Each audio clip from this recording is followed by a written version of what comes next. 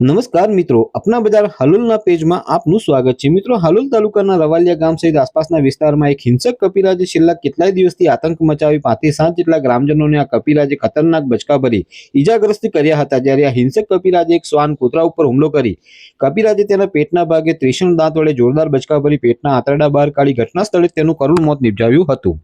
જેને લઈને કપિરાજના આતંકથી રવાલિયા ગામ સહિત આસપાસના ગ્રામ્ય વિસ્તારના લોકોમાં ભારે ભય સાથે ફફડાટ વ્યાપ્યો હતો।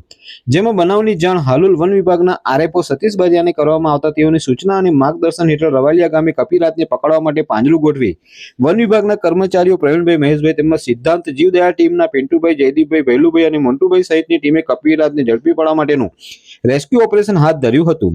જેમાં બંને ટીમોએ સંયુક્ત રીતે કામગીરી કરી આખરે 2 થી 2.5 કલાકની ભારે જહેમત બાદ કપિરાજને પાંજરે પૂરવામાં સફળતા મેળવી હતી। જેમાં રવાલિયા સહિત આસપાસના પંથકમાં આતંક મચાવનાર કપિરાજ આખરે પાંજરે પુરાતા સૌ કોઈએ રાહતનો શ્વાસ લઈ હાશકારો અનુભવ્યો હતો। જ્યારે પાંજરે પુરાયેલ કપિરાજ પણ શરીર ઈજાગ્રસ્ત હાલતમાં મળી આવતા વન વિભાગ અને સિદ્ધાંત જીવદયા ટીમે તેની સારવાર કરવા માટેની તજવીજ હાથ ધરી હોવાની માહિતી મળવા પામેલી છે।